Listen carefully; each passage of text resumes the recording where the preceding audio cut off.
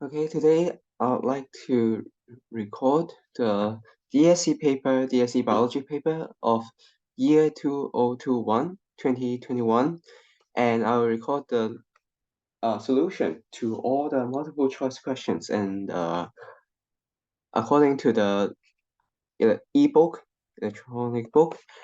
Okay, and here are the page number that you should refer to. For each MCQ, I put down the page numbers and the chapter numbers that you should refer to. So you can check from here. You can check from here, and you can take a photo of it first. Okay, these are the first 20 questions that you should take note at, and the following are the rest of them. You should take note on the rest of the questions and refer to the following pages. So for example, first question one, we should refer to chapter 26, page 4 and 8. So let's take a look. Chapter 26, page 4 and page 4. This is page 4. And you can take a look. Okay. So we have the first three questions referring to this chapter. And it says, okay, there's a DNA. There are 3 stages. I will annotate on the page 3 stage. The first one is DNA. DNA is here. DNA. And the next one, single-stranded. Second one, this is mRNA. mRNA. Okay, this is X. X is an mRNA, so we call this a messenger RNA. Question 1, the answer is D. Question 1, D. And the last one, how about Y? Y, what is Y then? Y is coiled polypeptide. So this polypeptide will coil up. This polypeptide will coil up and fold into protein. Okay, fold into protein. So we also refer to page 8. From polypeptide to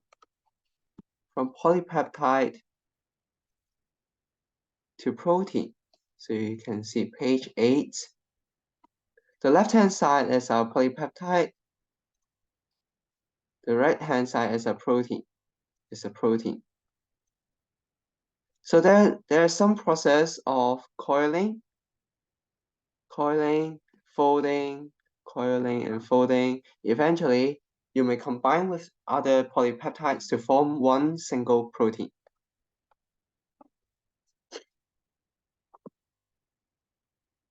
Okay, so question 2. What is Y? What can be for the protein? What kind of protein it can be? So we refer to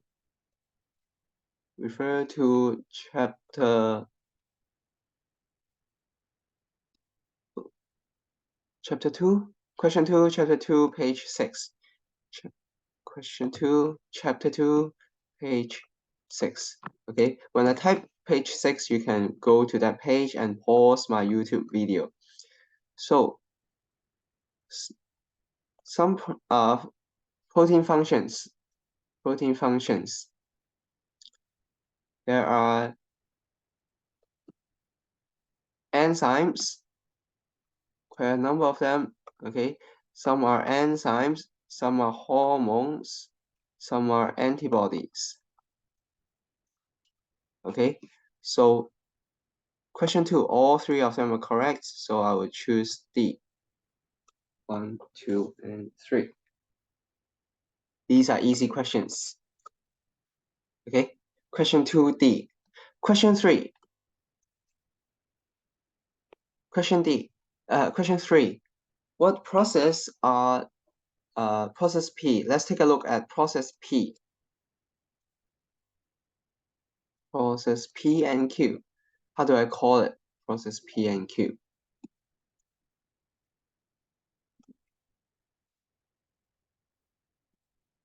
Okay. From DNA to mRNA, from DNA to mRNA, and then from mRNA to polypeptide, polypeptide.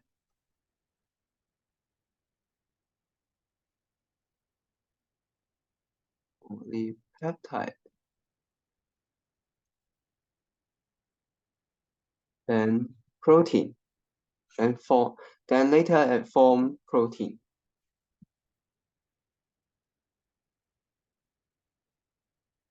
Into protein.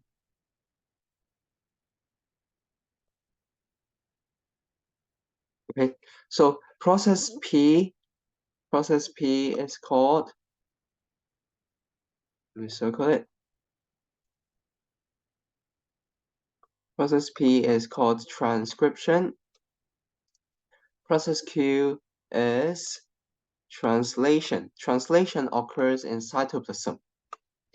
Translation occurs in cytoplasm.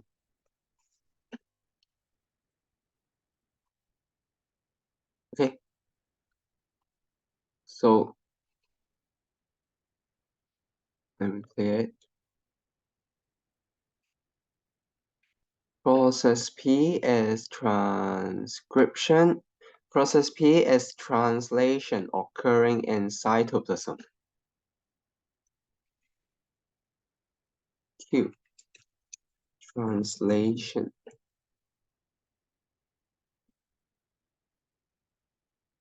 Okay, Q is translation. So the answer is C. The answer is C. Q is translation occurring in cytoplasm. Question 4. Question 4 is about energy. So when it's about energy, it's about respiration, where we produce, it's about production of energy in our body. So chapter 21. Respiration. Respiration is about energy.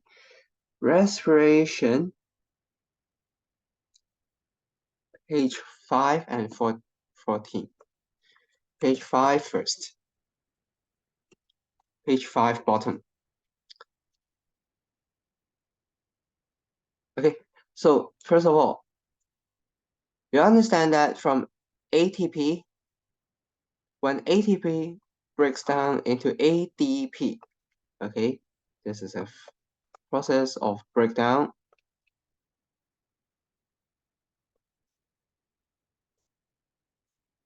Break down ATP to form ADP.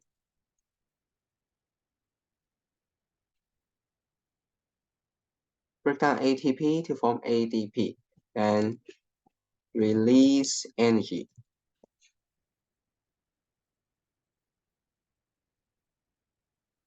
Okay, so as a result, we understand that, in this case, we understand that ATP is holding more energy. ATP is holding more energy because it can be broken down and release the energy. Okay, how about the second part? Is it NAD or NADH that contains more energy? So we should refer to page 14. Page 14.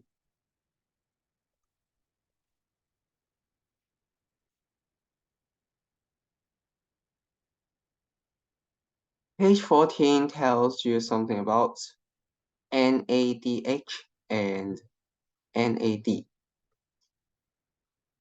So it's again the same, some similar things. NADH breaks down NADH into NAD.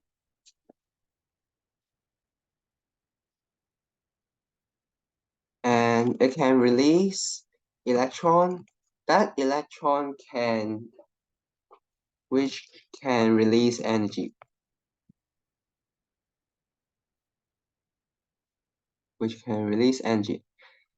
So in this case, we understand that NAD is actually possessing more energy.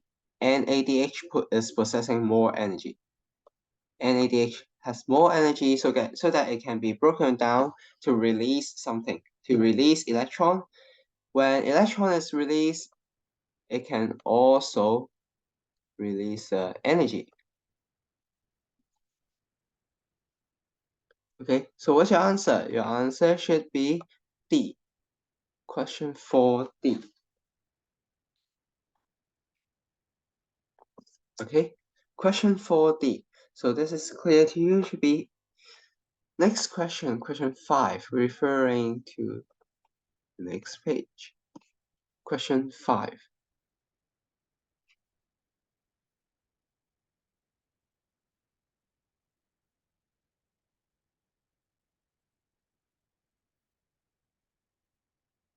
Okay, so let me erase it.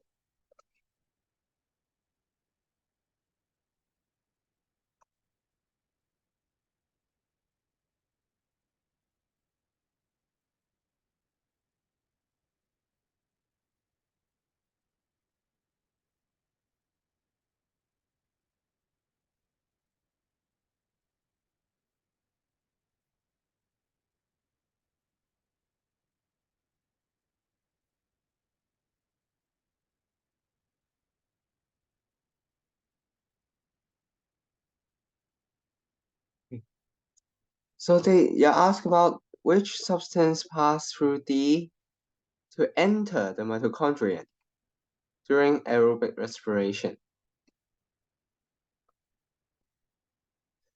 Which substance enters mitochondrion? Okay, according to chapter 21, page 15, this is a summary of aerobic respiration and overview. So when we talk about entering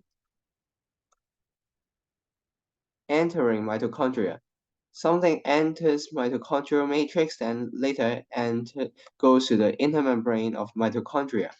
So we understand that pyruvate is a substance that enters mitochondria. Okay, pyruvate is a substance that enter mitochondria. So the answer is B. Question 5. Question 5B.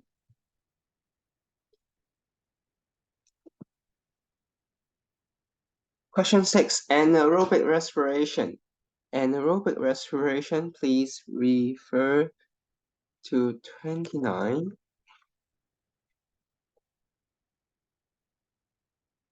Anaerobic respiration only takes place in cytoplasm. Yeah, you must understand that it does not involve mitochondria. When it does not involve mitochondria, so part A, option A, B, C, these are not, no.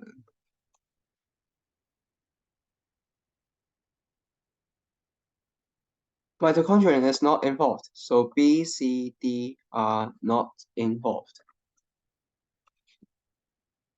B, C, and D are not involved. Only A, cytoplasm, which is part A, which is A, is involved. So question 6A. Question 6A. Only cytoplasm is involved. Question 7. Question 7. Chapter 6.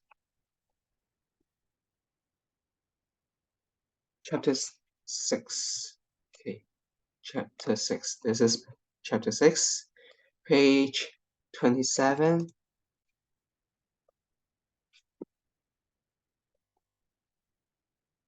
Okay, it's about the absorption of amino acid in small intestine.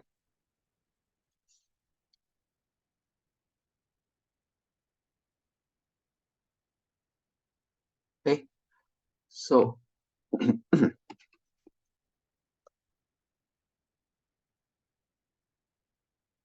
we understand that amino acid is water soluble, okay, as shown here. Amino acid is part of the water soluble, it's a kind of water soluble food molecules. Okay, so they are absorbed into capillary, absorbed into the capillary, so it's not absorbed into lacteal. Statement 1 is wrong. The absorption is assisted by membrane proteins. What kind of membrane proteins would help? For example, diffusion and active transport. You can, okay, statement 2 is correct. Correct. For example,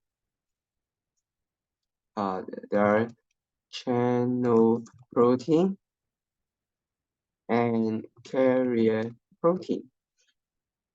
Channel protein and carrier protein can help with this absorption by diffusion and active transport.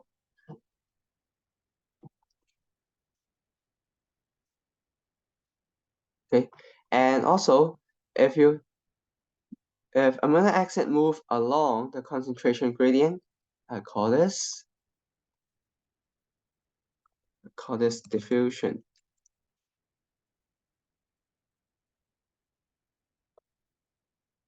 Okay,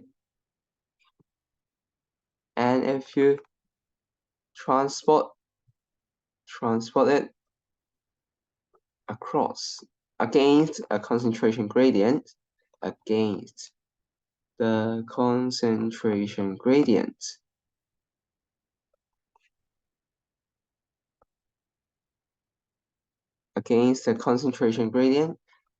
I call this is by active transport.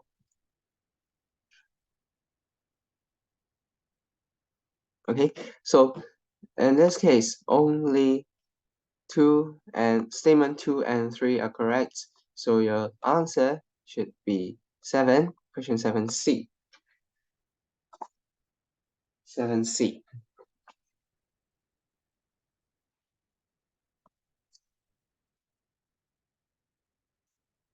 Question 7C. Question 8. Question 8 refer to chapter 3.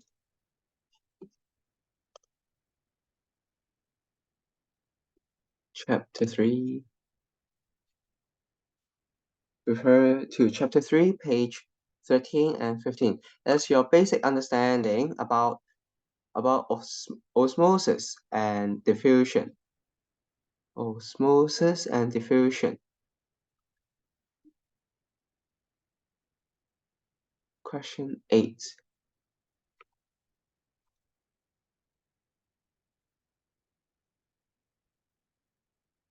Okay.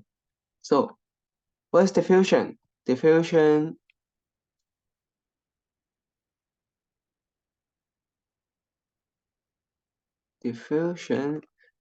does not require energy. The diffusion does not require energy. Okay. Osmosis does not require energy also. Diffusion requires a concentration gradient. Okay. Osmosis also. Osmosis also requires a water potential gradient.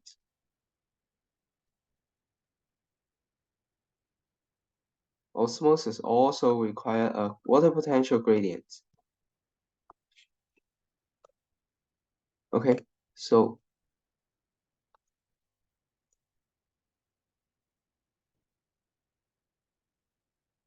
you have to see the right column.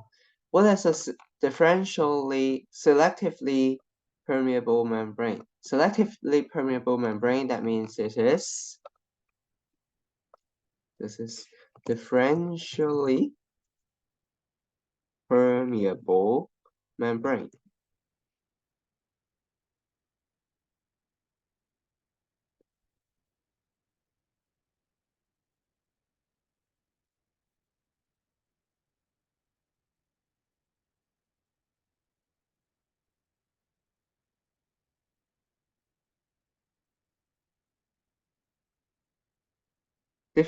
In a differentially permeable membrane, it is required in osmosis.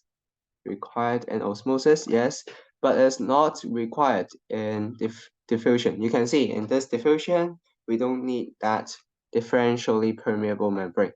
So you have to refer to both page 13 and page 15. This is page 15.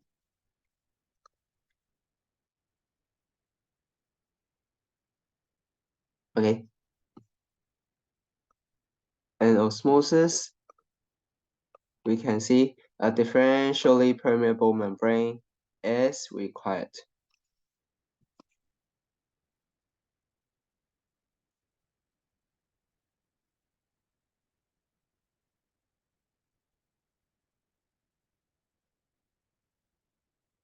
Question 8A. Question 8A. Question 9.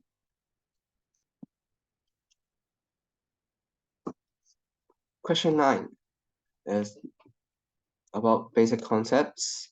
Question 9 refers to chapter 6, page 12. Refers to chapter 6, page 12. Chapter 6, page 12. Okay.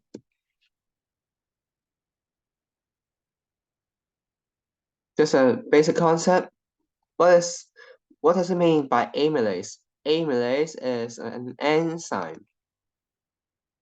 Amylase is an enzyme that can help you to break down starch into maltose.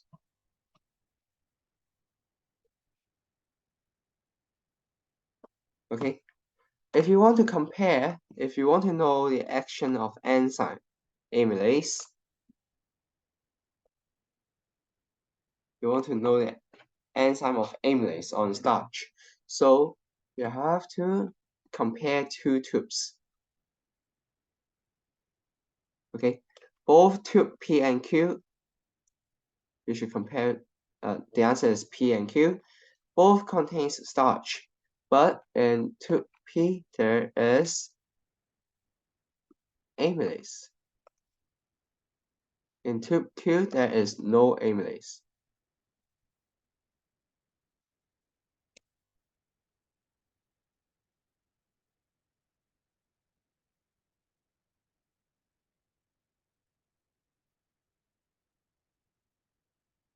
Okay, so by comparing tube P and Q, you can know about the action of amylase. Question 9A. Question 10.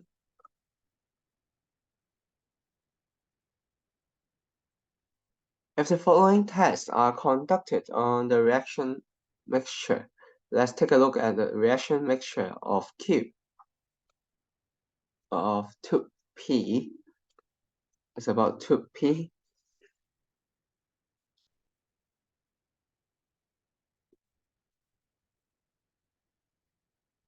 So let me list it before and after.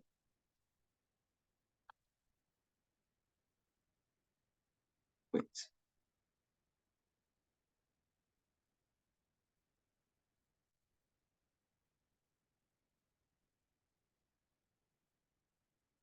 Before and 10 minutes later. What is present and what is absent? So you have iodine testing for starch. Okay, you have Albustics paper testing for the protein.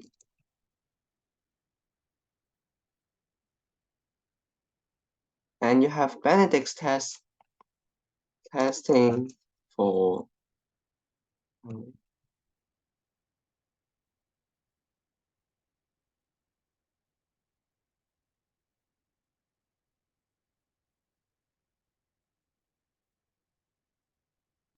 wait,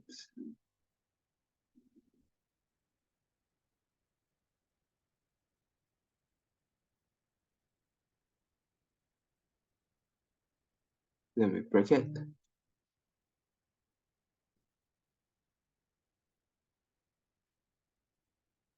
Okay.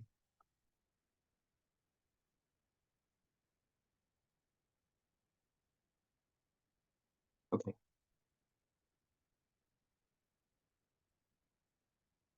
That's good enough. And also have protein. What does it test for?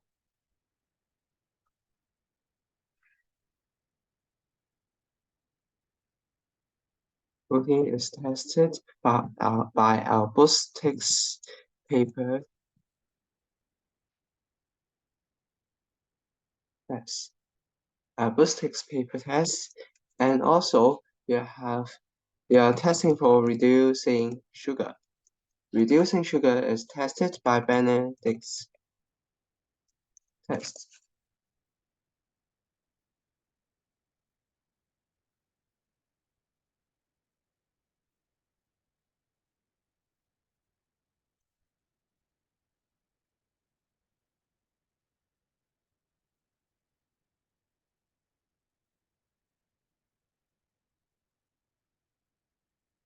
Reducing sugar by Benedict's test. Okay. So before the experiment, enzyme breakdown, you still have starch there, you still have protein there because there's enzyme. Enzyme is present. Okay, but you don't have reducing sugar. Reducing sugar, for example, maltose is a reducing sugar. You don't have maltose now, but later on,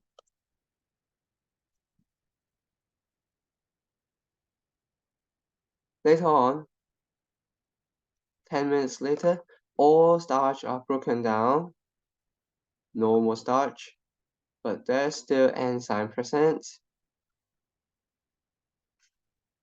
There's some maltose present, so this is reducing sugar. Okay, the question asks you which test will give the same result. Which test will give the same result? And you can see the result is only our Bustick's paper test can give you the same result because there is protein. There's protein. Question 10b. Question 10b. Question 11. Blood group A, B, and O.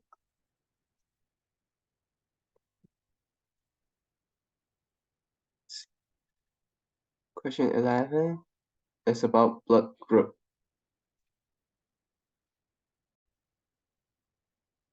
Oh, and one more reminder, for question 10, the answer is B, you have to refer to chapter 5, page 23. So chapter 5 is here, page 23 is here. Okay, you can refer to this summary table for all the food tests. Next one, question 11. Question 11 is about the blood group.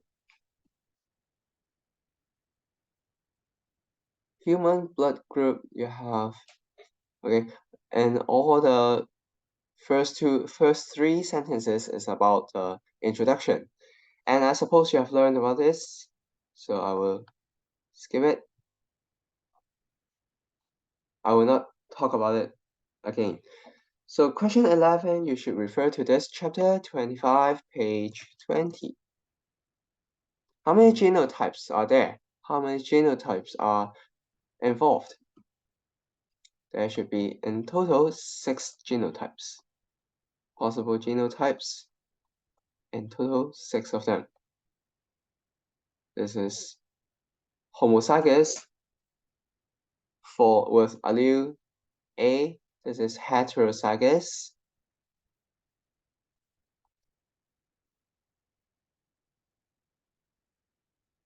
This is homozygous for allele B, homozygous again.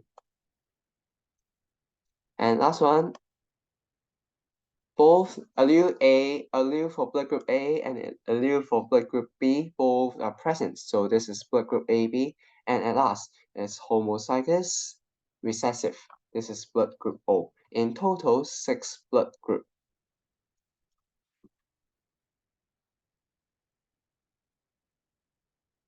Okay, question 11C.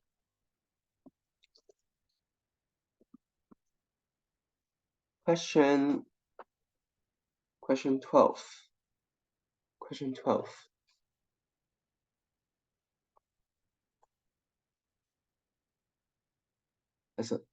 This chapter, page 40. About identical twins.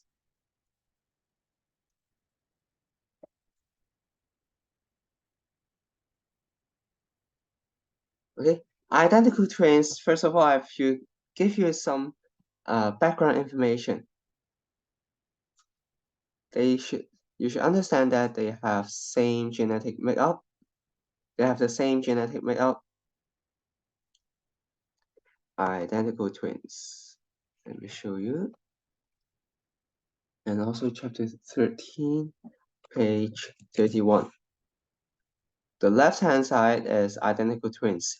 They come from the splitting, the division of zygote, of the same zygote. Okay, they split and to form two individual embryos.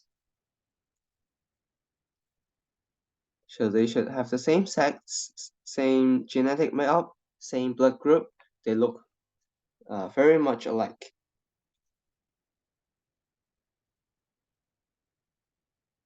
Okay, and for this question, it's not set very well, so you may not find it very reasonable. For the solution, you may not find it very reasonable because you can see they have different shapes of earlobes. This is not correct. A is wrong because they're not continuous variation. Not, and take a look at this. Chapter 25.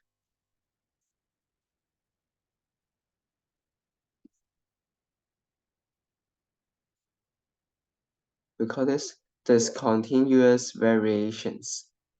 Discontinuous variations.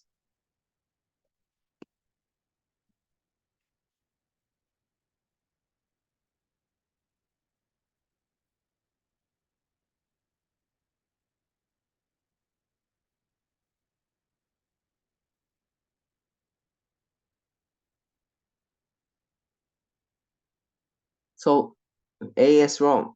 B is also wrong because the fingerprint is also influenced by the environment, in the mother. So there may be some kind of environmental factors that can affect their fingerprints.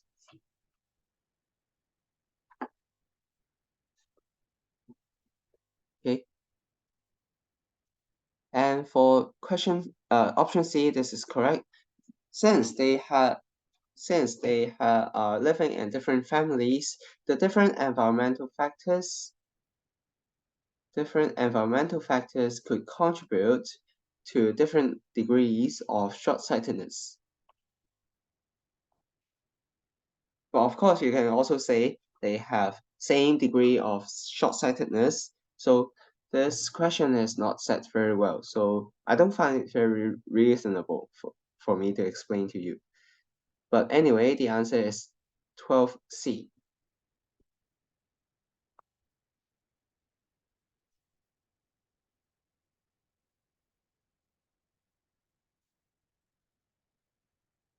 Question 13.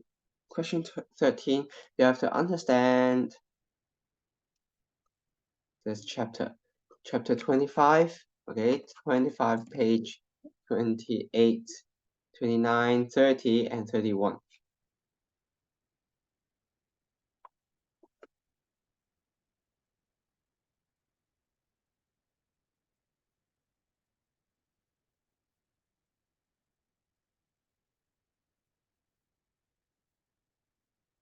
So question 13.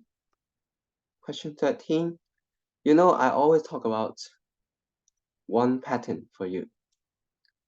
When there is a cross one, both parents have the same phenotype. Okay, that parent 1, 2, they have the same phenotype, but in their offspring, there's a different phenotype shown. Okay, individual 1, 2, and 5. So similar to this case, individual 1, 2, and 6.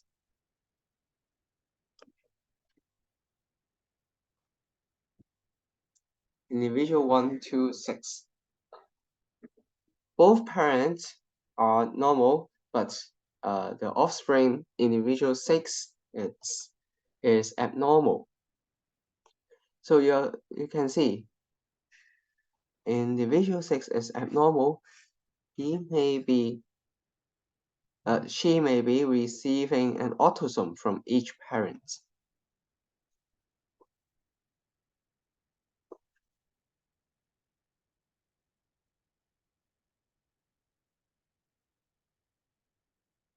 But is it possible that this girl number 6, having the X chromosome from each parent? Okay. First of all, you have to say, you have to type it here.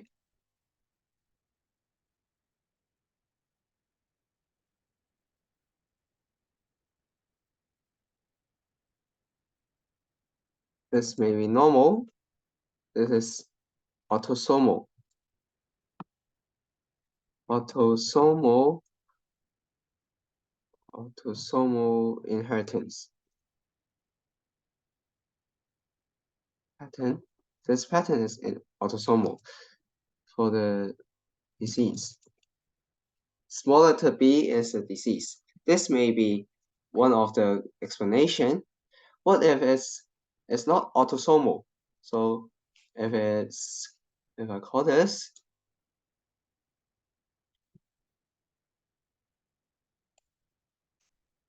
X-linked recessive.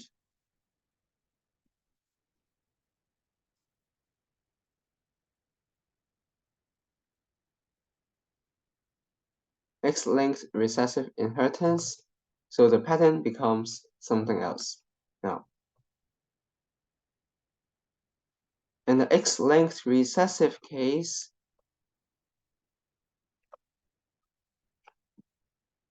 if number 6 has a disease, so she has 2 recessive allele for the disease.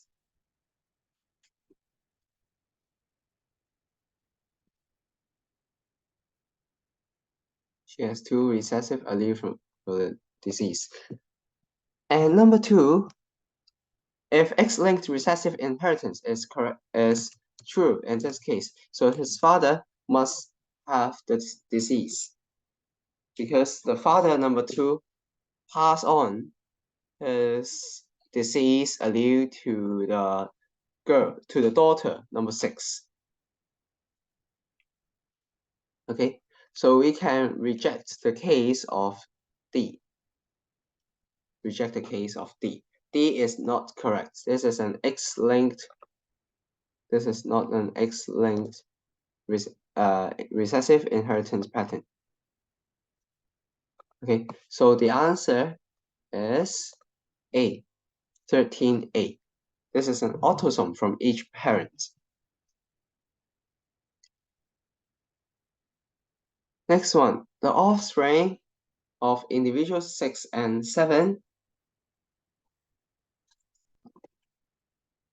Offspring of individuals 6 and 7. Let me erase the previous writing. Refer to page 29. This is page 29.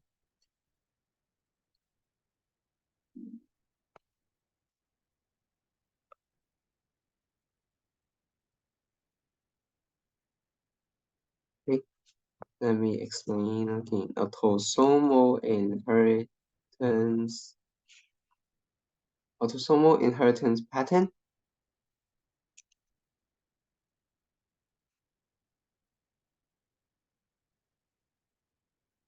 And this pattern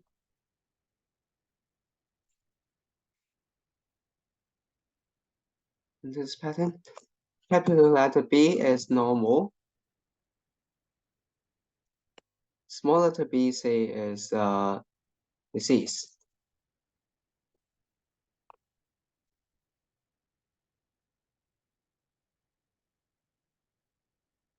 It's a disease.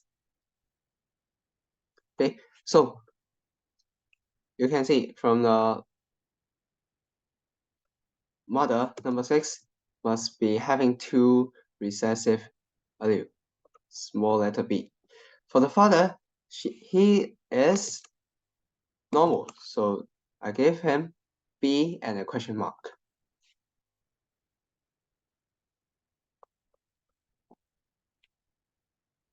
Okay, so each of the offspring from 9, 10, 11, and 12, all of them are normal. When they are normal, we know that they are having 1 dominant allele from the father. Okay, all these alleles are inherited from the father, number 7. Okay,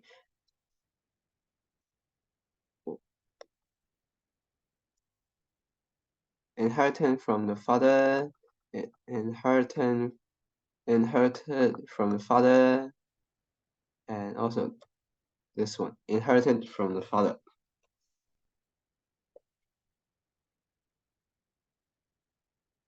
So they are normal because they inherited the normal allele from the father. Okay, so question 14a. Question 14a.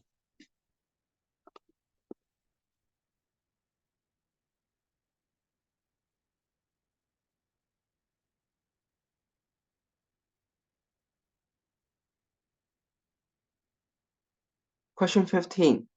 Question 15, individual 8. We do not refer to any pages now. So just inheritance. We know that individual 1 is heterozygous, individual 2 also heterozygous.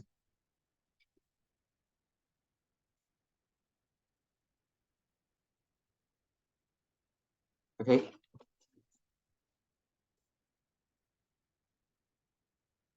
So I'm not really sure about the genotype of individual 4. Just give her mother number 4.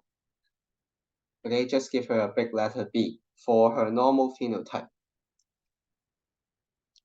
And also for the father, also big letter B and a question mark.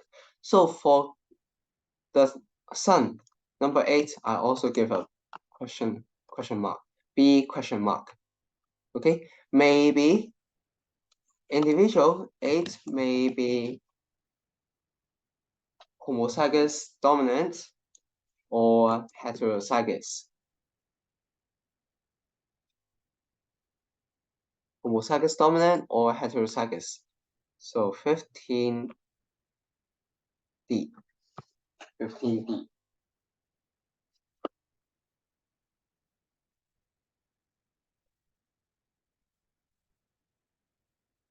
Okay, let me erase it. Next one, question 16. Question 16, refer to page 13 here.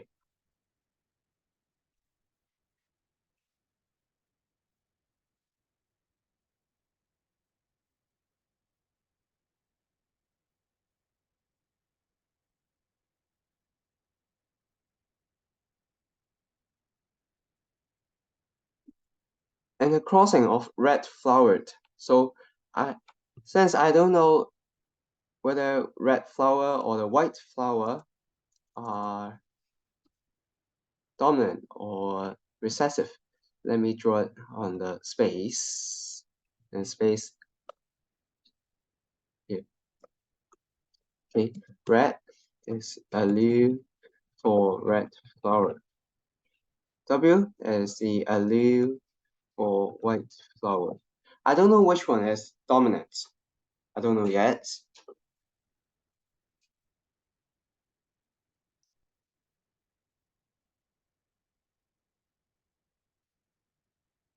So there are two cases.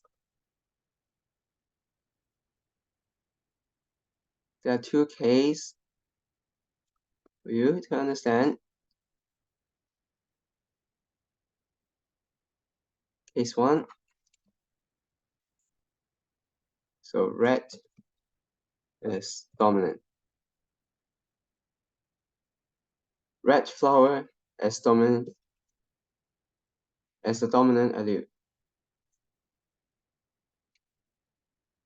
In this case, you would expect RW. This is the parent plant. This is the red flower crossing with a white flower parent. Crossing with white flower parent. As a result, half of the offspring is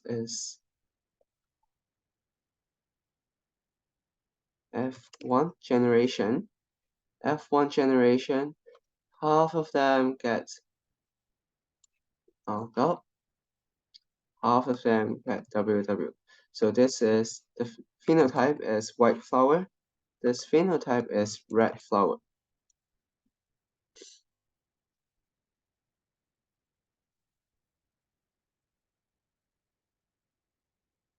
Okay, this is F1.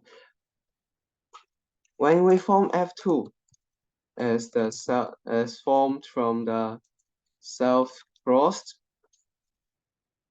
from white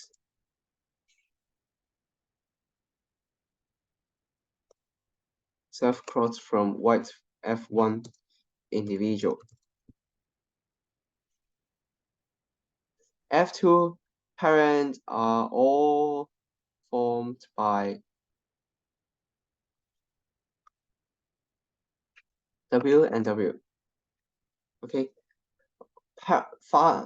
F1 white flower and F1 white flower self-cross to form F2. So all of them, all the F2 individual, they are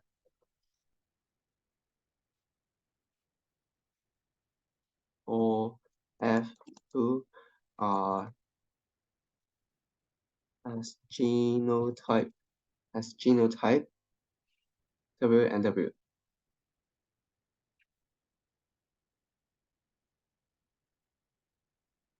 Okay, so they will show white flower. This is a case.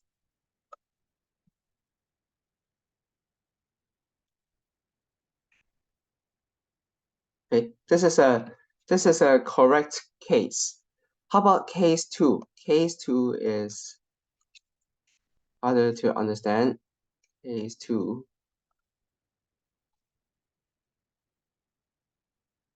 In case 2, white is dominant.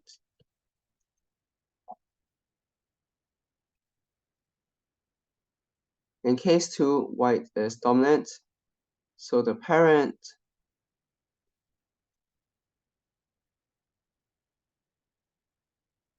we have some parent plant here.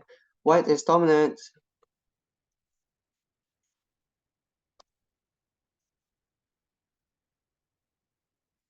Cross with red parent.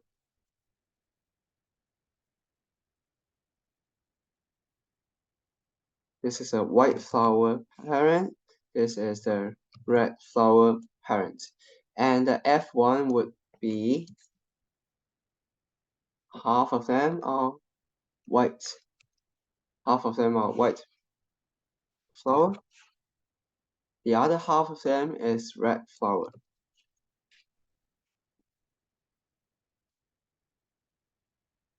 Still, this is still fitting the description and the question. And question 16, okay, but in case 2, we cannot explain when this heterozygous pair F1 self-cross F2 self-crossed from white F1 individual, self-crossed from white F1 individual. What will you form? You will form 4 genotypes.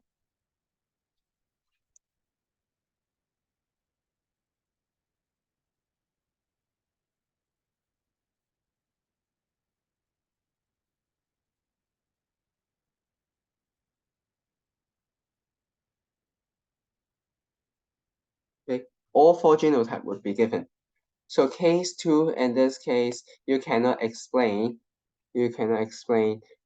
when F1 white flowered plants were self-crossed, all offspring are flowered, white flowered. You cannot explain this case. Okay, so therefore we say case 2 is not a correct description. Case 2 is not a correct description. Only red flower is the dominant allele. And red flower dominant allele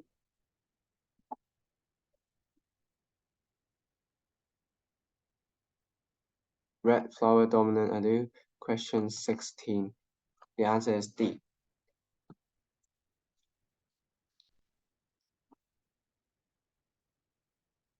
Okay. It's too hard to describe the inheritance pattern by drawing in Zoom here. If you need more explanation, I can explain to you by handwriting. It's better to explain there. Okay, question 17. Question 17 is about Mendel's idea. Mendel's idea, page 4 and page 6. Page 4.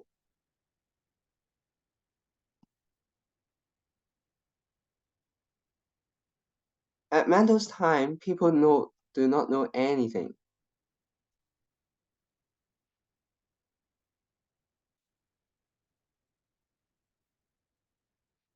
Okay, you can read from the question here. Although Mendel proposed the characteristics of pea plants controlled by heredity factors, it was not recognized during his lifetime. Okay, because people cannot see anything, they do not know anything about DNA. He only proposed the learning about hereditary factors. So it's not really accepted by the people at that time, but later on people accepted. So we can see on page 6 later when they are able to take a look at this meiotic cell division. Allele separates, each gamete only receives one allele. So scientists were able to observe this meiotic cell division. This meiotic cell division describes how each hereditary factors are inherited in each gamete. Only they pass on one allele to each gamete only. Each gamete receive only one allele.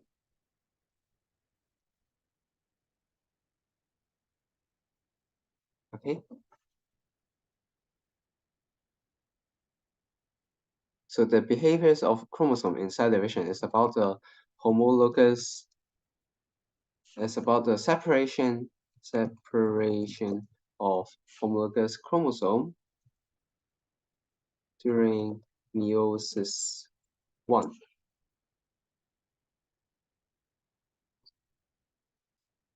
During meiosis 1.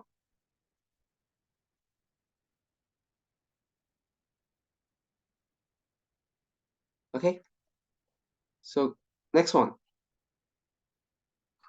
Question 17. The answer is C. Question 17, C. Question 18.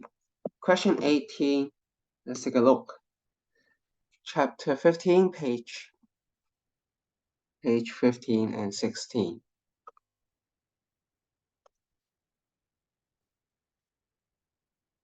Okay, I highlight these two pages because I want you to understand yellow spot.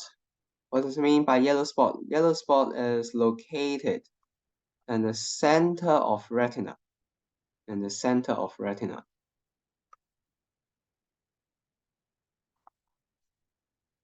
Oh, center of retina.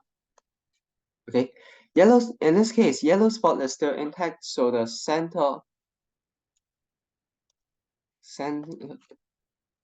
yellow spot is still okay, still intact, no problem with yellow spot. So the center of view should be okay, should be fine.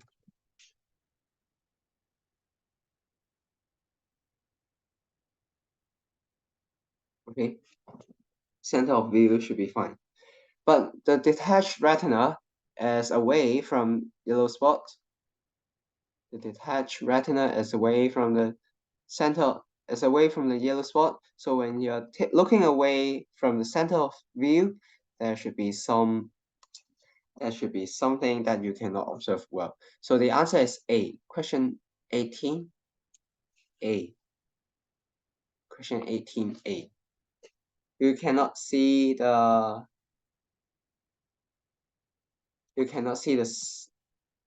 sideway of your view very clearly. So it's dark there. Okay, page 15 and page 16.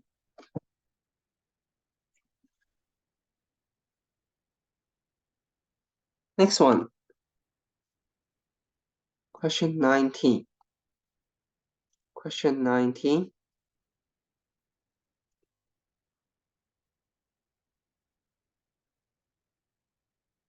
Which part of your alimentary canal can absorb most of the water? Largest amounts of water.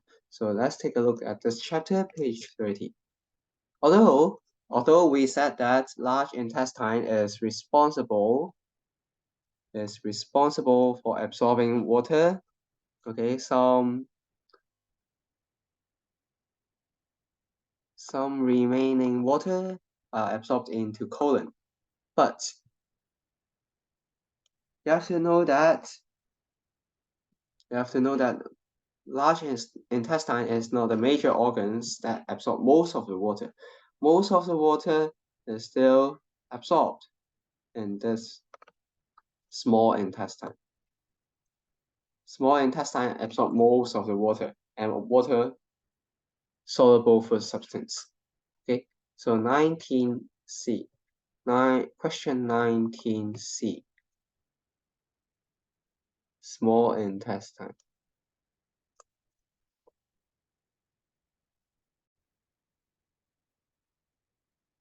So next one is on question 20. Question 20 about the transport of carbon dioxide around your body from small intestine to lung. From your small intestine to the lung. Where does it go through? Where does it go through? Chapter 8, page 30. Page 30.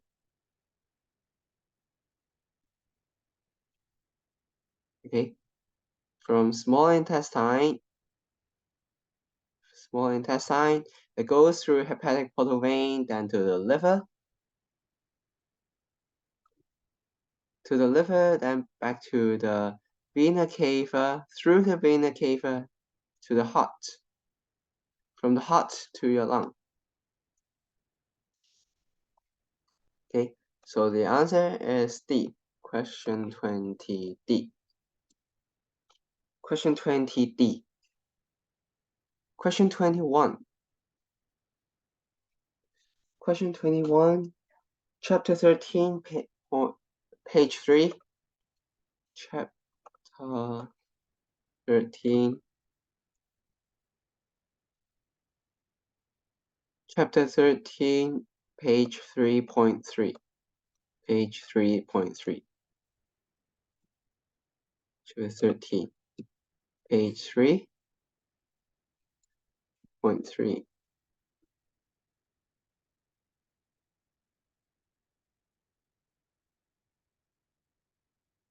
Okay, you learn about seminal fluid.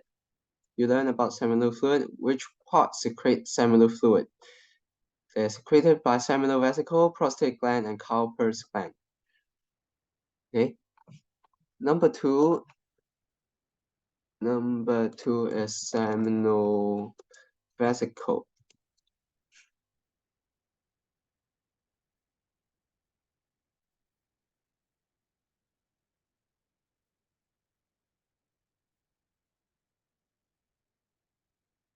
Number 2 is seminal vesicle.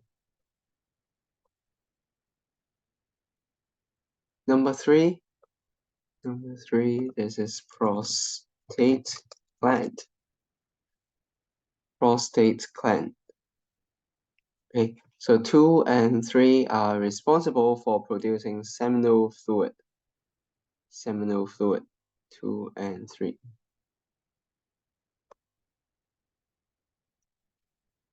What is structure 4 then? We call this penis. Penis is structure 4. How about structure 1? Structure 1 is urinary bladder.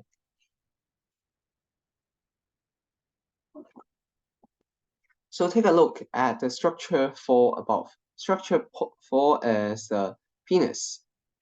Penis is responsible for transferring semen to female's vagina, transferring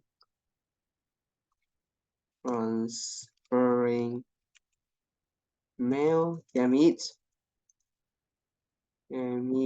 into female reproductive organ. Okay, this is a function of penis. So you also have to address, also have to compare with the structure in flowering plants that have a similar function. Which one has a similar function? Okay, chapter 12, page 23. Chapter 12, page 23.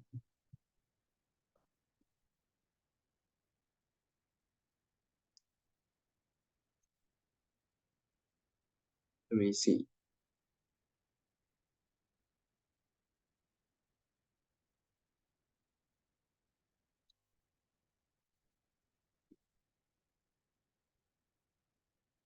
Where is this? So you can take a look at point 3. Pollen tubes secrete enzyme to digest tissue, and so you allow pollen tube to grow downward, and so that the male gametes can grow towards the ovary, grow towards the ovule in ovary. So as a function of pollen tube, drawn in pink color here.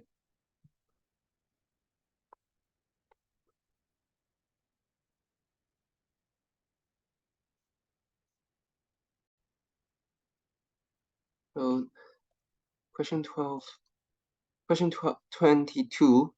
the answer is D. Question 23. Question 23, intervertebral disc. So you have to refer to chapter 17. Chapter 17 here.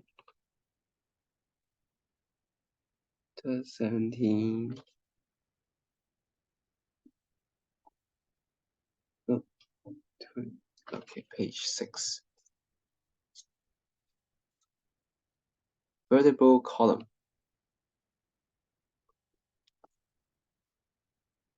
What's the function? What is intervertebral disc? This is intervertebral disc. It's like the as drawn in pink here, the pink cushion between the bones. Pink cushion between the bones. Okay, these are the intervertebral disc. What's the function? What is the function?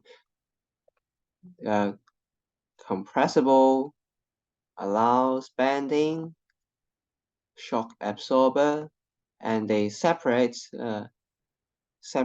each vertebra. Vertebra, that means the bone. It prevents the wearing of vertebrae, multiple vertebra, and also allows the bending of vertebral column during movement. But statement 2 is wrong. It does not enclose, it does not wrap around the spinal cord. Okay, so the answer is B. The answer is B. Question 23B. Question 24.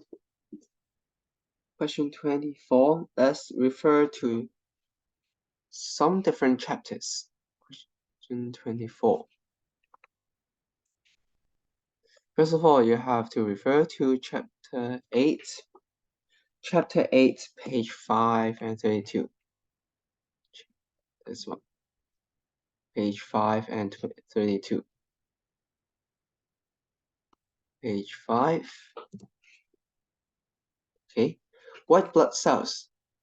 There are two major types of white blood cells. For example, we can see, okay, we call this lymphocyte and phagocyte. They are white blood cell. White blood cell can be found in tissue fluid. Let me draw it. Lymphocyte and phagocyte. White blood cell. White blood cell include phagocyte and lymphocyte. And this, page 32. Page 32 describes how you form the tissue fluid. How does the tissue fluid form?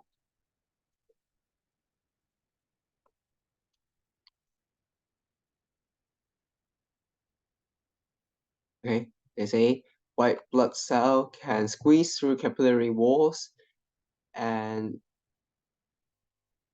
so you can form the tissue fluid. You can find white blood cell in tissue fluid. So, but the question I ask about B cell and T cell, where did we learn about B cell and T cell? B cell and T cell We'll talk about this in chapter 24, page 9.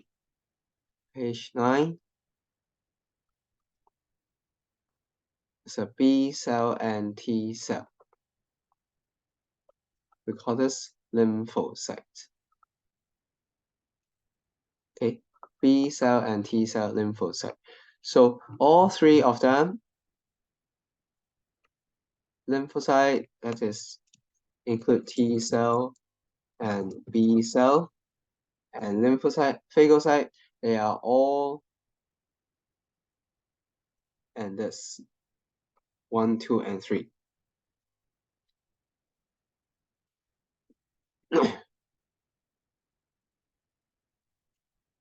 Okay. Question 25. Question 25 refer to chapter 24 also. This chapter, second page. Okay.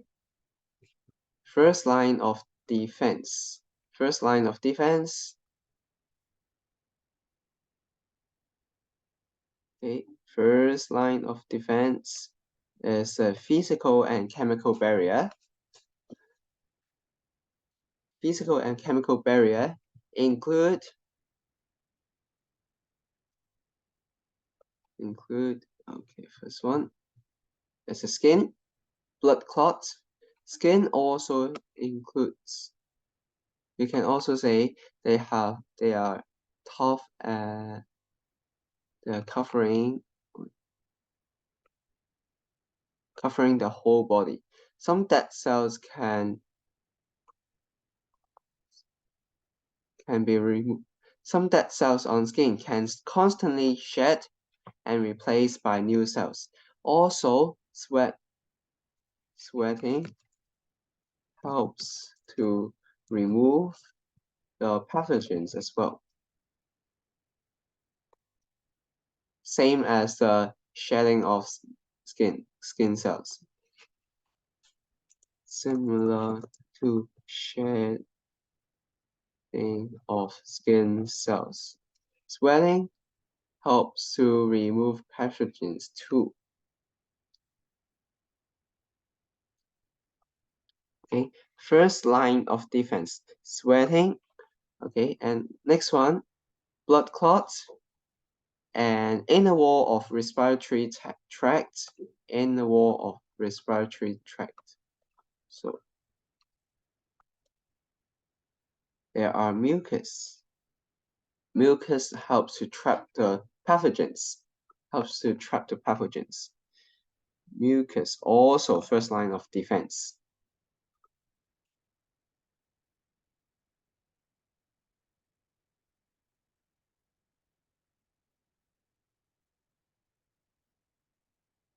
Okay, and the next one, chemical barrier. What is chemical barrier? Chemical barrier includes tears, saliva. They contains lysozyme to kill the bacteria.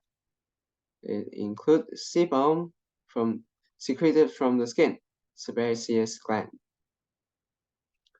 That's something secreted on the skin. And also gastric juice, etc. So saliva, sweat, mucus are all first line of defense. Lymph is not the first line of defense because it is inside your body. Inside your body, some lymphatic system helps to return the excess tissue fluid to the circulatory system.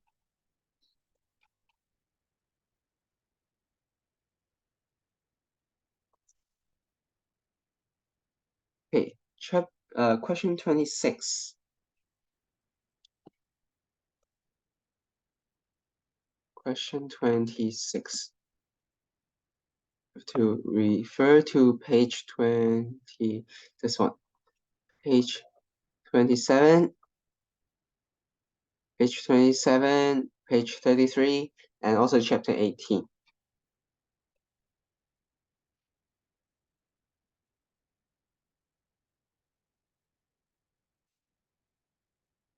Okay, what is it for? We know that water-soluble substance include the single sugar. Okay, the products of digestion is in the form of simple sugar. This is correct. Product of digestion, simple sugar. The products of protein metabolism come from liver. Protein metabolism, page 33. Roles of liver. Some function of liver is to carry out deamination. In the process of deamination, you can break down amino acid. Break down amino acid into carbohydrates and lipids, and also break down the amino group. Okay, so also we say amino acid or protein metabolism comes from the liver.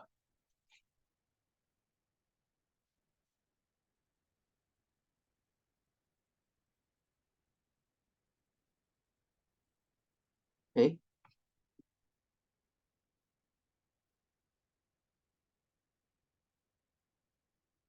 And next one, chapter 18, page 7 and page 8. Take a look at page 8 first. So we learned that liver cell, muscle cell, they can convert glucose into glycogen. Convert glucose into glycogen. And glycogen can be stored in muscles. This is also correct. But what's wrong with option B? Option B, we say insulin. Insulin, what's the function of insulin? Insulin itself does not convert glucose into glycogen. Glucose and glycogen, insulin only stimulates liver cell and muscle cell to convert glucose into glycogen. So statement B is a wrong concept. It's a wrong concept. Okay, 26B. When blood glucose level is higher than normal. Question 27. Question 27. When you have too much blood glucose, what is the fate? Where do they go? Now, where do they go? Blood glucose can be converted into fats, can be utilized, and also can be converted into glycogen. Okay, you will increase the utilization of glucose.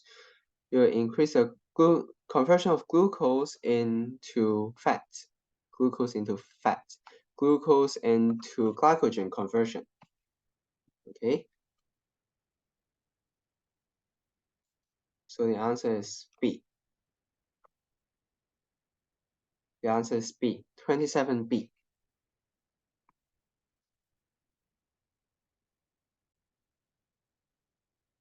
So in question 28, you're given a evolutionary tree.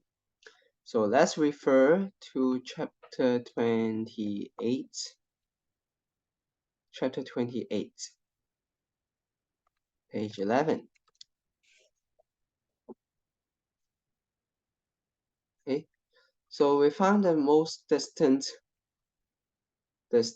branch. Okay, K is the most distant branch. This is Eubacteria. Eubacteria. Another one. How about G? Branch G is another quite distant kingdom or quite distant domain. We call this Archaeobacteria. How about J?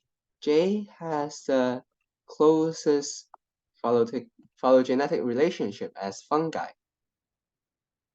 J, and fungi are very close together. So we call this Animalia. Animalia as J. Okay, so the answer 28A.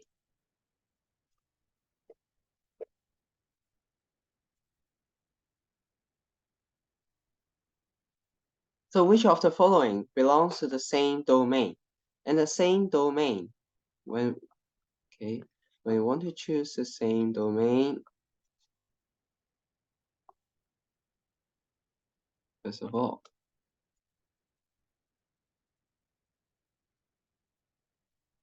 okay,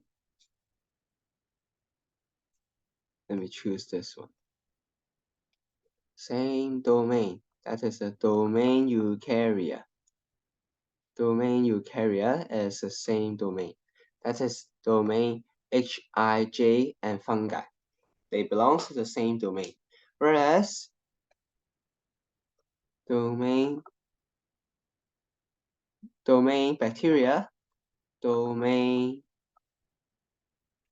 archaea, they are different domain. Domain archaea, they are different domain. Okay, so G and K will not be chosen. You will only choose H and J. Okay, 29C. 29C. H and J belongs to the same domain eukarya. Eukarya. Hij and fungi belong to the same domain. Domain eukarya.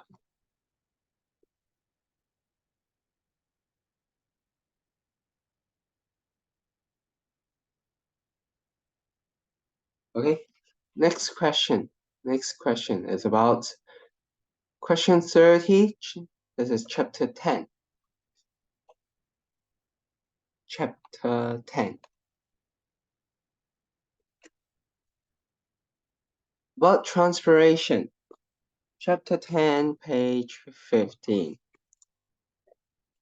Okay. What are the rates? What are the factors that affect the rate of transpiration? When they want to measure the weight of potted plants, okay, you have to understand the graph first. When the plant transpire at a high rate, when the transpiration rate is high, you can say so.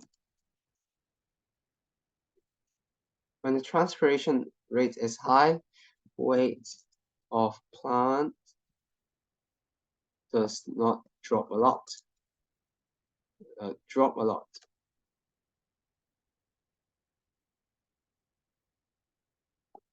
Okay, it's about the magnitude of drop.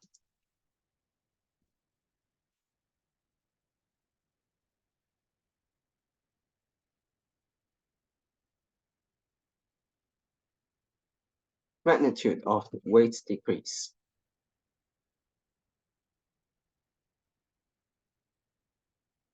Okay, how about on the opposite, when the transpiration rate is low, the weight of plant drop a little. Okay, so it's about the magnitude of weight decrease.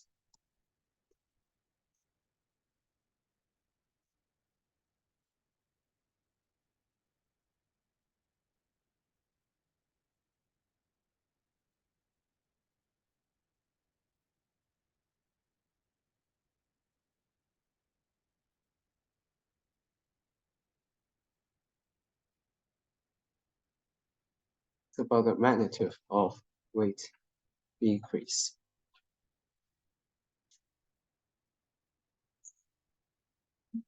In the case above, In the case above, when you have higher relative humidity, when you have increased relative humidity, the rate of transpiration rates decrease. The rate of transpiration rates would decrease when you have higher humidity. So the rate of transpiration is low, the weight of the plant only drop a little. So you should choose Q. Q only has a small decrease of drop in weight. And only has a small decrease in the plant weight. So 30B. Answer 30B.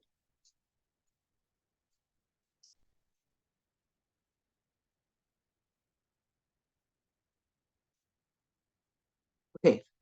In the above next question, in the above study, which steps are necessary? Which steps are necessary? Whenever you measure the weight of potted plant as the measurement of transpiration rate. Transpiration rate, this is page 12 of your chapter 10.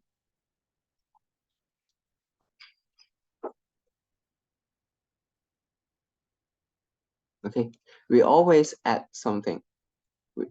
When you want to measure the amount of water lost, the amount of water transpired, by using the weight potentiometer, you want to measure the weight as a reflection of transpiration.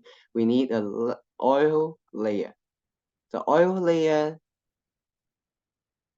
okay, refer to point 2.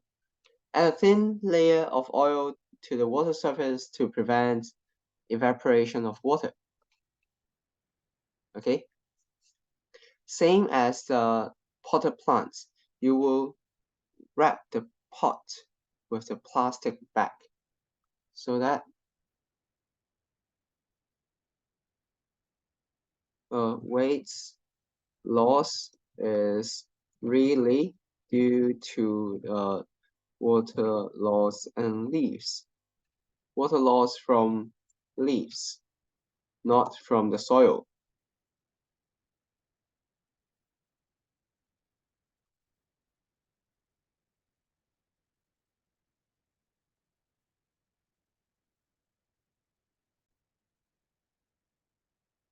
Weight of water loss is really due to the water. Weight loss is really due to the water lost from the leaves, not from the soil. So you want to wrap the pot with a plastic bag to prevent water loss from the soil. To prevent water evaporated or the water loss from soil. Okay, so 31B. 32. During the primary succession and the terrestrial habitat. So it's about primary succession. Primary succession on question 32. Question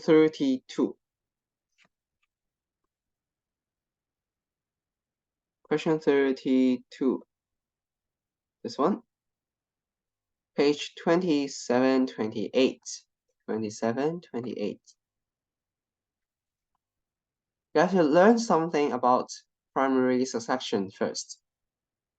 Okay, there are some features about it. Some features. There are barren rocks initially, and later on you have lichen spores. They are very small plants. Lichens and mosses growing on the rocks. The dead bodies of lichens decompose into organic matter later on. Okay, when you have more and more organic matter, you have thicker and thicker soil. So moss, ferns, grass, short plants start to grow. They provide food for plant-eating animals. They give more food, shelter for animals. So when animals come, they provide more and more dead bodies. These dead bodies would enrich the soil. They form humus, enrich the soil. There are more animals attracted to the habitats.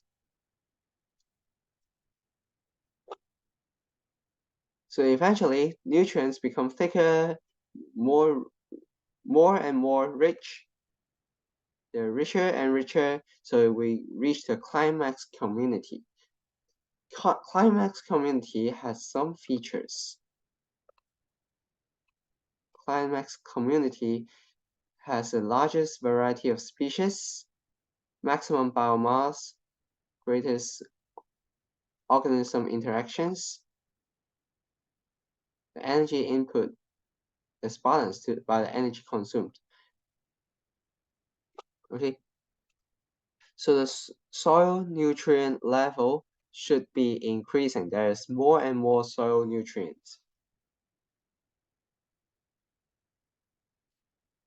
And since you have lots of different organisms, a lot of different species, food web has a more and more complexity, greater and greater complexity. And the abundance of non-vascular plants. Which one is the non-vascular plants? Lichens and mosses. They don't have vascular tissue. They cannot transport water and minerals very well. So abundance of non-vascular plants later on would decrease because they are not the dominant species anymore. So the energy available to the community, because you have more plants to absorb sunlight, more plants to absorb sunlight and produce food. So you can provide more energy to the community. Okay, question 32, the answer is A, 32A.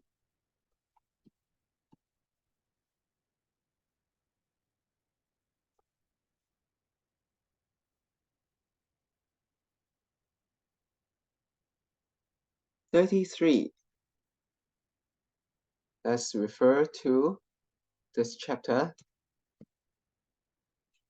37.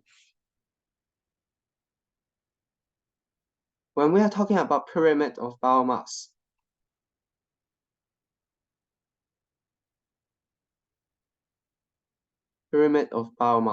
usually the bottom part would be broader, okay, broader in base. So B is the producer. B is the producer because it has the greatest biomass. Along the food chain, when you pass on the energy to primary consumer, from primary consumer to secondary consumer, you have less and less energy, less and less biomass available. So C is a primary consumer. D is a secondary consumer. A is the tertiary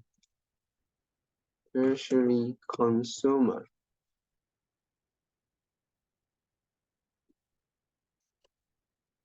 Okay, some of you may challenge, okay, why are you so sure about B being the producer? Sometimes we'll talk about, okay, there's an inverted biomass. There's an inverted biomass where the producer has a narrow base. For example, in the water system, in the aquatic ecosystem, phytoplankton, that means the floating some small plants some algae, they belong to phytoplankton. They are eaten by zooplankton. Zooplankton, that means there are small animals in the water, in the aquatic environment. But this case does not apply to the terrestrial habitat. The question mentioned is a food chain in the terrestrial habitat. Okay, so I'm very sure that producer, B is a producer. For producer, we also call it autotroph. Autotroph, that means produce nutrients by itself.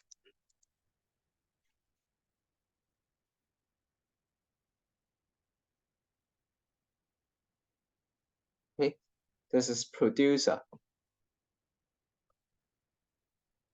Okay, so 33B, the answer is B.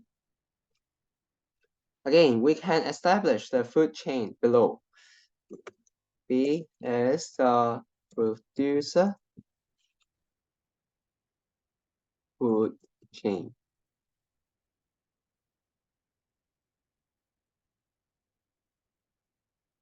C, E, A. B is a producer, then it's a C and D, and then to A. So when you have the population D decreasing in size, you can imagine, okay, D is decreasing in size. D is decreasing in size. So there's less food given. Less food available. Less food is available to A.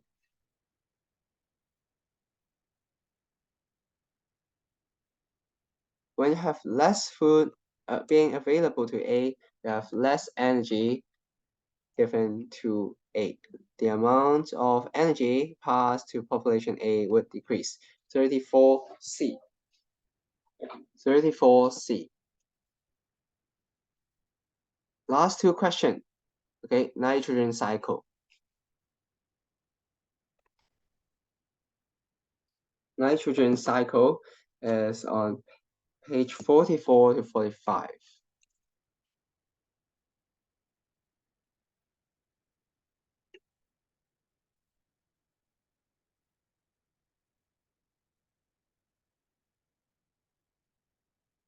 Okay, so take a look. What is process 2? From nitrogen to nitrate directly. Directly from nitrogen to nitrate. What's this? Process 2 is lightning. Lightning. From nitrogen gas into nitrates. This is lightning.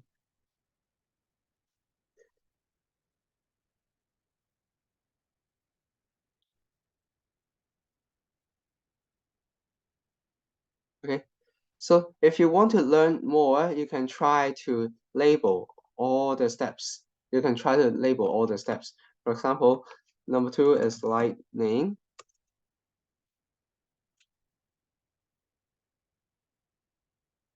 Number 3 is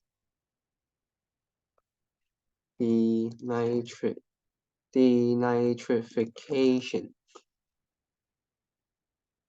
Number 6, this is nitrification. Number 4, also nitrification. Nitrification.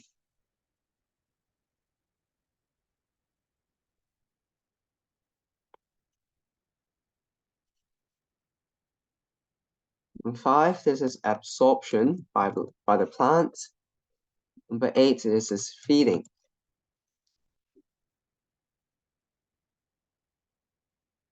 Number 7 is decomposition. Number 7 is decomposition. Okay, which of the following? So the question asks about some bacterial action. Bacterial action is present in decomposition, number 7, and also in denitrification, and nitrification also requires bacteria.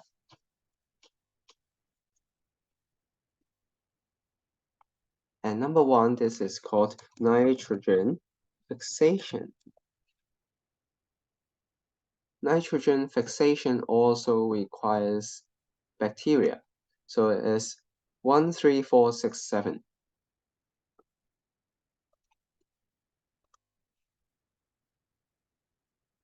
One, 3, 4, 6, 7. 1, 3, 4, 6, 7. The answer is C. Okay, so this is last question, 36C. If you have any question, you can ask me when we meet up. Okay, thank you.